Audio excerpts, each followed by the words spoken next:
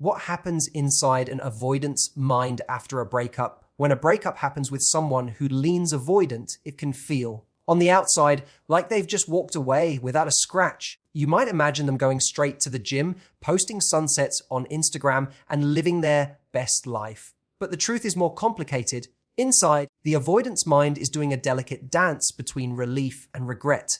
At first, there's often a sense of liberation, space they craved but didn't know how to ask for without pushing you away. That initial freedom feels intoxicating. They can breathe again. But as time passes, the quiet space they fought for begins to echo. The little annoyances they focused on during the relationship fade, and memories of warmth, closeness, and safety begin to seep in. The irony: this is often the point where they feel more ready for connection, right when it's no longer available. Avoidants don't rush into their grief, they tiptoe toward it. That's why you might not see their sadness until weeks or even months later. They protect themselves from pain by keeping busy, intellectualizing the breakup, or convincing themselves they weren't ready for a relationship anyway. And yet, underneath, the part of them that once let you in still remembers how it felt. That's the part that wrestles with what they've lost. If you've loved someone avoidant, it's easy to take their silence as a sign you never mattered. But often, their silence is their coping mechanism, not a measure of your worth. Right after a breakup, when someone with avoidant tendencies walks away, the first thing they often feel is an almost physical release of pressure. It's as if they've been holding their breath for months and can finally exhale. The absence of constant emotional demands feels like a kind of freedom, a space they didn't know they were craving until it suddenly arrived. This isn't because they didn't care about their partner, but because closeness, even when it's with someone they love, can feel overwhelming to them. That deep intimacy, sharing feelings, needing to communicate about every small change in mood, can sometimes feel like being under a warm blanket that's just a little too heavy. It's comforting in theory, but eventually it makes it hard to move, and the avoidant mind begins to long for lighter air. In the early days after a breakup, they may genuinely believe they've made the right decision and that they're better off. This belief can feel empowering. They can spend the evening alone without feeling guilty. They can make spontaneous plans without having to check in. They can spread out across the bed without brushing up against anyone's arm or leg. These small freedoms, though trivial to some, can feel like a return to self for an avoidant person. They might even get a burst of energy, picking up old hobbies, working longer hours, or diving into activities that remind them they're independent. From the outside, this looks like quick recovery. From the inside, it feels like a reward for enduring the emotional closeness that had begun to weigh on them. But this stage is rarely as pure as it looks. Underneath the relief is often a quieter, unspoken tension. Avoidants are masters at compartmentalizing, at pushing certain emotions into locked rooms so they can focus on what feels manageable. In the first days or weeks after a breakup, they are not letting themselves think too deeply about loss. Instead, they're directing their mental energy toward enjoying the control they now have over their time and space. They may even reframe the relationship in their mind in ways that justify the separation, reminding themselves of the arguments, the moments they felt misunderstood, or the times they were pressured into more emotional availability than they were ready to give. This self-talk is not malicious, it's protective. If they let themselves dwell on what was good, they risk feeling the pull to go back, and the avoidance fear of being consumed by intimacy again is stronger than their willingness to revisit connection in the immediate aftermath. So they lean heavily into the idea that the breakup was necessary, sometimes even telling friends they feel great, or like a weight has been lifted. It's not a performance for others, it's a message they are also trying to convince themselves of. What complicates this is that the relief can be addictive. Avoidants can interpret the calm after emotional closeness as proof that they function best alone, reinforcing their pattern of keeping people at arm's length. In this phase, they're often not asking themselves if they're truly happier. They're focused on how much easier life feels without constant emotional negotiation. That ease can be intoxicating, making it difficult for them to imagine a different kind of intimacy that doesn't feel suffocating. This initial period is like stepping into a wide, open field after months of navigating a crowded, noisy market. The silence feels luxurious. The space feels infinite. They can walk in any direction without bumping into anyone. But like all open fields, There's nothing there to catch them when the wind changes, and in time, the absence of noise starts to feel like a different kind of weight. For now, though, in those first moments, they focus only on the lightness in their chest and the relief of having room to breathe. When an avoidant person goes through a breakup, the emotions you might expect them to feel immediately, sadness, longing, heartbreak, don't tend to show up right away. Instead, their emotional process moves in slow motion. In the early days, they're more focused on regaining a sense of control than on grieving what they've lost. It's not that the grief isn't there, it's that it's kept at a safe distance. Their mind instinctively builds walls around it as if keeping it in a locked room will make it less dangerous. This delay can confuse anyone who's been close to them because it seems like the breakup barely touched them. But what's actually happening is that they're protecting themselves from the sharpest edges of the pain by refusing to touch it at all. In those first weeks, they fill the spaces where grief might creep in. They might work more hours, see more friends, or dive into personal projects. It's a distraction strategy, but for them, it's also a form of emotional self-defense. If they keep moving, they don't have to stop and feel the absence of someone who had become a part of their daily life. On the surface, they might seem composed, functioning well, even thriving. Inside, the loss is simply waiting for its turn. The delay in processing often means that by the time the sadness does arrive, it feels unexpected and sometimes even inconvenient. It can show up weeks or months later, often triggered by something small, a song playing in a cafe, the smell of a certain shampoo, the sight of a couple holding hands in a way that feels familiar. In that moment, the carefully maintained emotional distance cracks, and the feelings they've been avoiding flood in. Because they haven't been gradually working through the grief, it can hit them all at once, and they're forced to deal with a rush of emotions they thought they'd outmaneuvered. For an avoidant, delayed grief isn't just about avoiding pain, it's also about fear of dependency. If they let themselves feel the loss right away, it risks pulling them back toward the person they've just left, and that possibility feels dangerous. To them, longing is a slippery slope that could lead to compromising the independence they just reclaimed. So they hold it at arm's length until they believe they're strong enough to face it without being pulled under. By the time they allow themselves to acknowledge the loss, the world around them has often moved on. Friends assume they're over it, and the person they once loved may be in a different place emotionally, perhaps even with someone new. This can make the avoidance grief feel lonelier because there's no shared mourning happening anymore. They're processing something everyone else has already closed the book on, which can create a strange sense of being out of sync with the world. This delayed timeline can also cause them to romanticize the past in ways they wouldn't have if they'd processed things earlier. The irritations or conflicts that contributed to the breakup are no longer fresh in their mind. Without those memories in sharp focus, they start to recall the softer moments, the private jokes, the comforting routines, the way it felt to have someone understand them without words. In that space, regret sometimes slips in, but it's often mingled with a resigned acceptance that going back isn't an option. It's important to understand that this delay doesn't mean they never cared.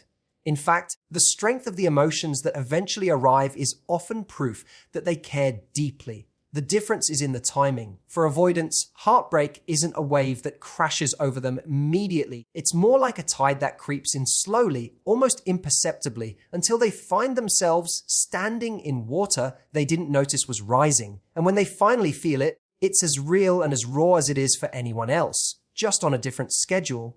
As time moves on after a breakup, the avoidance mind begins to shift in ways they may not fully recognize. In the early stages, they kept themselves anchored by focusing on the moments in the relationship that felt constraining or frustrating. Those memories acted like a shield, helping them maintain their sense of relief and justify the decision to create distance. But human memory is selective, and as the days and weeks pass, the sharp edges of those negative moments begin to soften. Without constant reminders of the conflicts or emotional demands that once overwhelmed them, the avoidant starts to recall a different version of the relationship, one filtered through nostalgia rather than tension. This isn't a conscious rewriting of history. It's more like their emotional lens has been adjusted. Instead of remembering the argument that happened in the kitchen on a rainy Tuesday, they remember the way their partner laughed while cooking breakfast on a sunny morning. The irritation they once felt about needing to check in regularly fades, replaced by memories of feeling cared for and understood. In many cases, these recollections are not exaggerated or fabricated. They're just the warmer, softer parts of the past rising to the surface once the emotional dust has settled. The human brain is wired to romanticize when it misses connection, and the avoidant is no exception. The difference is that for them, this romanticizing tends to occur after the fact, once they feel safe from the possibility of immediate reattachment. In the early days, they push away reminders of the person to preserve their independence. But later, when that independence feels secure, they can allow themselves to revisit the relationship without the same fear of being pulled back into it. Ironically, this is often when the good memories feel the most vivid. In these moments of looking back, they might find themselves remembering little rituals they once dismissed, the way their partner texted goodnight, the comforting sound of their voice on a difficult day, the shared shows or weekend walks that created a quiet intimacy. These recollections can stir a sense of longing they didn't anticipate. It's not always a longing to get the person back. Sometimes it's a longing for the feeling they associate with that time in their life. The closeness, the familiarity, the sense of being seen, those qualities begin to stand out more than the moments of discomfort. This shift can also be complicated for the avoidant because it challenges the narrative they've been leaning on to feel okay about the breakup. If they've been telling themselves that things were never really that good, the sudden flood of warm memories can feel destabilizing. They might even experience brief flashes of regret, wondering if they were too quick to pull away or if they let go of something irreplaceable. However, because avoidants often struggle with vulnerability, they're unlikely to voice these feelings to anyone, and even less likely to reach out to their former partner to share them. Instead, they process these romanticized memories privately, turning them over in their mind during quiet moments. Sometimes they use them as a way to remind themselves that they're capable of deep connection, even if they didn't always know how to sustain it. Other times, they let the memories wash over them without acting on them, holding onto them as a bittersweet reminder of a part of life that's now closed. The romanticizing of the past doesn't necessarily mean they want to undo the breakup, but it does mark a turning point in their emotional journey. It's a signal that they've moved far enough from the initial relief and defensiveness to let their guard down, if only in their own thoughts. And when they do, the relationship they once kept at arm's length begins to take on a softness they couldn't see while they were in it. In the aftermath of a breakup, someone with avoidant tendencies will often turn to a set of coping strategies that help them feel safe from the emotions they're not ready to face. These strategies are less about forgetting the other person and more about keeping their own emotional state manageable. The most common approach is to keep busy, sometimes excessively so. They might immerse themselves in work, commit to new projects, or fill their calendar with social events. From the outside, this can look like they're thriving, moving forward without hesitation. But inside, the business serves a very specific purpose. It leaves little room for stillness, and stillness is where the more vulnerable feelings lie. Avoidants are skilled at intellectualizing their experiences. Rather than sitting in raw emotion, they analyze it, explain it, and reason their way through it. They might think about the breakup as if it's a problem to solve or a case study to examine. They replay scenarios in their mind, not to grieve them, but to assign logical explanations for why the relationship couldn't have worked. This can be comforting because it keeps them in their head instead of in their heart. By turning emotional pain into a puzzle, they can maintain a sense of control over it. Another protective habit is reframing the breakup in a way that shields them from self-doubt. They might tell themselves the relationship was holding them back, that they weren't ready for commitment, or that they and their partner simply wanted different things. These statements may hold some truth, but they're also designed to reinforce the decision to leave and reduce the discomfort of imagining what might have been if things had gone differently. In their mind, this isn't about denial, it's about survival. If they start to question the breakup too soon, it risks pulling them into emotional territory they don't feel equipped to navigate. Some avoidants will also lean into reinforcing their independence. They might start new routines that emphasize self-sufficiency, cooking elaborate meals for one, booking solo trips, or redecorating their home to reflect only their tastes. These acts serve as reminders that they are whole on their own, that they don't need another person to feel complete. It's a way of reclaiming their identity, particularly if they felt it was blurred or overshadowed during the relationship. This can be genuinely empowering, but it can also be a subtle form of emotional armor. By focusing on their autonomy, they keep themselves from feeling the vulnerability that comes with acknowledging they miss having someone close. There's also a tendency to limit exposure to emotional triggers. They might avoid certain songs, places, or mutual friends that could bring the other person to mind. While this can look like a healthy boundary, it's often part of a broader effort to delay or minimize contact with feelings of loss. Avoidants know, sometimes instinctively, that these reminders can bypass their defenses and stir emotions they're trying to keep contained. So they manage their environment carefully, controlling what they let in. All of these coping strategies share one underlying goal: to create enough distance between themselves and their emotions that they can process the breakup on their own terms, at their own pace. This isn't about coldness or indifference, it's about self-protection. The avoidance mind sees emotional pain as something that, if felt too deeply too soon, could overwhelm them. By staying busy, thinking rather than feeling, and curating their world to avoid emotional ambushes, they believe they're keeping themselves steady. What they don't always see in the moment is that this same armor can also keep them from fully healing, because while it protects them from the immediate sting, it also delays the deeper processing that leads to genuine closure. When an avoidant person pulls away after a breakup and goes quiet, it's easy to assume that their silence means they don't care, or worse, that the relationship never mattered to them. On the surface, this interpretation makes sense. There are no late night messages, no emotional confessions, no visible signs of missing the other person. But for someone with avoidant tendencies, silence is rarely about indifference. It's more often a form of emotional self-preservation, a way to keep their inner world from being flooded with feelings they don't yet know how to handle. To understand this silence, it's important to realize that avoidants experience intimacy as something that can be both deeply appealing and deeply threatening. Being close to someone stirs a need for connection they genuinely feel, but it also exposes them to vulnerability, dependency, and the possibility of rejection. When the relationship ends, the vulnerability is still there, but without the stability of the partnership to contain it, it can feel even more exposed. Silence becomes a shield. By not reaching out, not opening up, they create a buffer between themselves and the rawness of the loss. This withdrawal can happen in two ways. Sometimes it's intentional. They make a conscious decision not to contact the other person because they know it could lead to conversations they're not ready for. Other times, it's less deliberate. They simply follow their instinct to retreat inward, shutting down communication without fully examining why. In both cases, the quiet is an attempt to regulate their emotional state. Speaking to their ex or hearing about their life can reopen wounds they're working hard to keep closed. Their silence also serves another purpose. It helps them avoid feeling pulled back into the relationship before they're ready to decide if they actually want that. Avoidants often need more space than others to reflect on their emotions and their choices.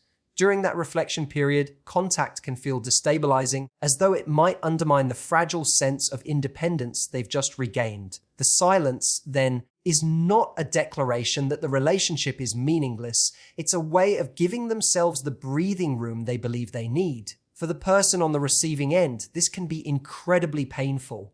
It can feel like erasure, like the shared history has been discarded without a second thought. But inside the avoidant, the absence of words does not equal the absence of feeling. They may still think about their former partner often, replay conversations in their mind, or wonder what the other person is doing. They just don't translate those thoughts into action because action would make the feelings more immediate, more real, and potentially harder to contain. There's also a fear, sometimes conscious, sometimes not, that speaking up could lead to conflict or emotional demands they can't meet. If they suspect that any communication will open the door to pressure or expectations, they'll keep that door closed entirely. Silence becomes a way to manage not only their own emotions, but also the dynamics between them and their ex. Over time, this quiet can soften. As they feel more grounded and secure in their independence, they may find themselves more capable of looking back without feeling overwhelmed. But in the immediate aftermath, their withdrawal is part of how they hold themselves together. It's not a sign that they've forgotten or that the relationship meant nothing. In fact, in many cases, the depth of their silence reflects the depth of their need to protect themselves from feelings that run far deeper than. So if there's one thing to remember, it's that an avoidance quiet. Their initial relief, their delayed grief, their romanticizing of the past, and even their careful coping strategies are not signs that love was absent. They're signs of a different way of processing, one that's slower, more guarded, and often misunderstood. Breakups don't always look the same from the outside as they feel on the inside, and for the avoidant, the journey is rarely as effortless as it might appear. Beneath the still waters, there's movement, steady, cautious, and in its own time, deeply felt. Thank you for lending me your attention and your openness today.